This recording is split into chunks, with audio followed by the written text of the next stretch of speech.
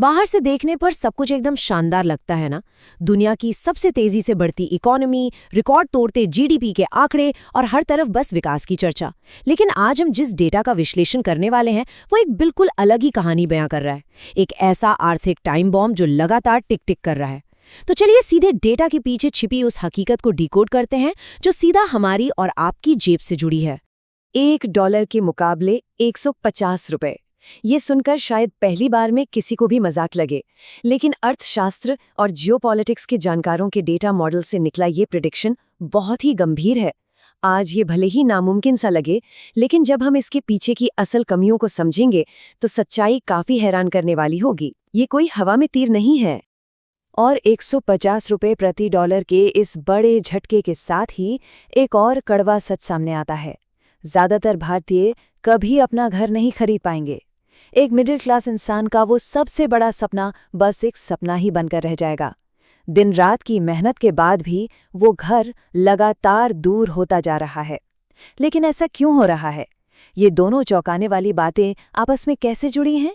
आइए इसे समझते हैं। तो सबसे पहले बात करते हैं हमारे पहले पॉइंट की, जिसे हम सुनहरा जाल कह सकते हैं, यानी हमारे डॉलर्स का देश से लगातार बाहर जाना। कुछ समय पहले की बात है जब देश के प्रधानमंत्री को खुद सामने आकर लोगों से ये अपील करनी पड़ी थी कि वो सोना न खरीदे। लेकिन ऐसा क्यों? इस चार्ट को देखने पर जवाब एकदम साफ हो जाता है। भारत हर साल लगभग 800 टन सोना इंपोर्ट करता है, जबकि देश के अंदर इसका उत्पादन सिर्फ 1 टन है।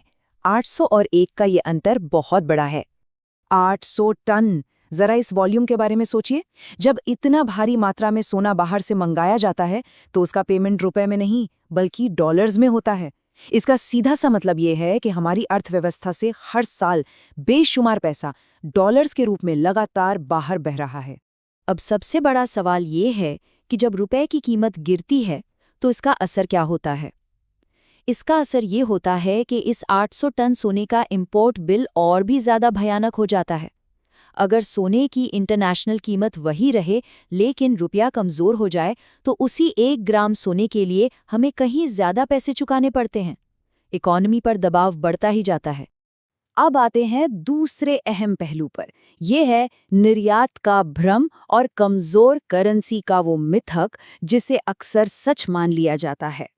अक्सर ये कहा जाता है कि करेंसी कमजोर होने से एक्सपोर्ट करने वालों को फायदा होता है, लेकिन 14 सालों का डेटा कुछ और ही कहता है। भारतीय रुपया 60% से ज्यादा गिर चुका है।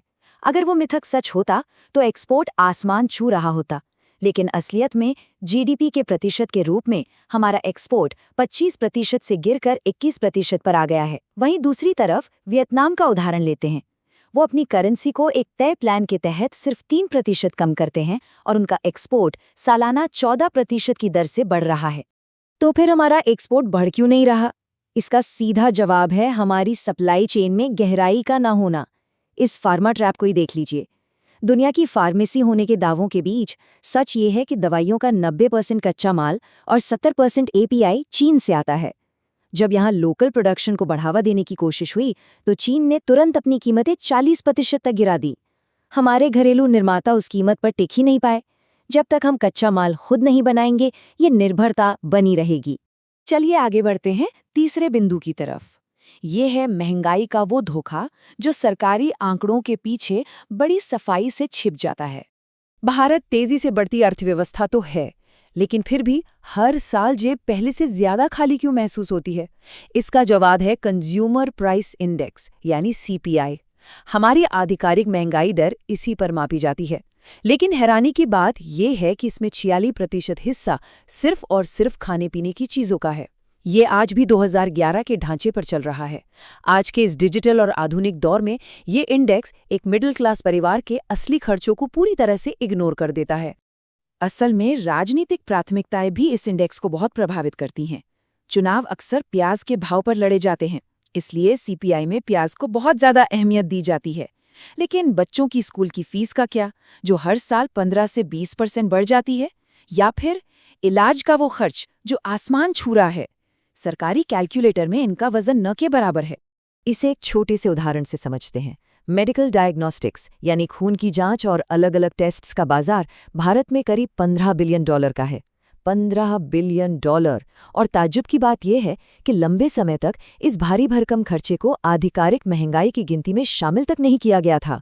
यही वो असल खर्चे हैं जो आम इंसान को आर्थिक रूप से तोड़ रहे हैं।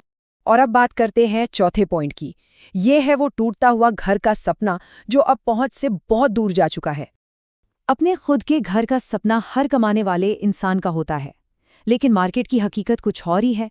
आज जो नए घर बन रहे हैं उनमें से 50% से ज्यादा लग्जरी घर हैं, जिनकी कीमत 1.5 करोड़ से भी ऊपर है।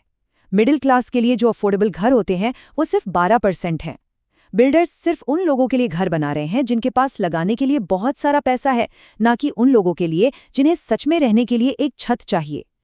और इसका सबसे चौंकाने वाला नतीजा है ये आंकड़ा, 2.17 करोड़। पूरे देश में 2 करोड़ से ज्यादा घर बनकर पूरी तरह तैयार हैं, लेकिन वो बिल्कुल खाली पड़े हैं, उन पर ताले लटके हुए हैं। एक तरफ लोग किराए के घरों में धक्के खा रहे हैं और दूसरी तरफ करोड़ों घर खाली पड़े हैं। ये कैसे मुमकिन है? ये सब इसलिए मुमकिन हो पा रहा है क्योंकि रियल एस्टेट अब रहने की जगह कम और पैसा पार्क करने का जरिया ज्यादा बन गया है। इसमें विदेशों में बैठे एनआरआई अपना पैसा लगा रहे हैं, जिनका रियल एस्टेट इन्वेस्टमेंट में लगभग 20 से 25% का योगदान है। इसके साथ ही काले धन और जमा की गई नकदी को भी इसी सेक्टर में खपाया जा रहा है। इसका असर कीमतों पर साफ दिखता है। गुड़गांव जैसे शहरों का ही डेटा देख लीजिए। सिर्फ 4 साल के अंदर वहां प्रॉपर्टी की कीमतों में औसतन 93% का उछाल आया है। जाहिर है कि आमदनी तो 4 सालों में 93% नहीं बढ़ी।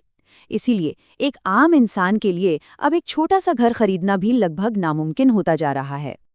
अब आते हैं अपने 5वें और सबसे अहम स्ट्रक्चरल पॉइंट पर, व्यापार करने की लागत और वो बाधाएं जो हमें आगे नहीं बढ़ने दे रही हैं।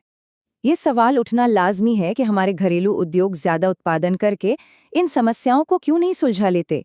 असल में सारा खेल कॉस्ट ऑफ डूइंग बिजनेस का है। घरों और किसानों को सस्ती या मुफ्त बिजली देने की भरपाई सरकार उद्योगों से महंगी बिजली का बिल वसूल कर करती है।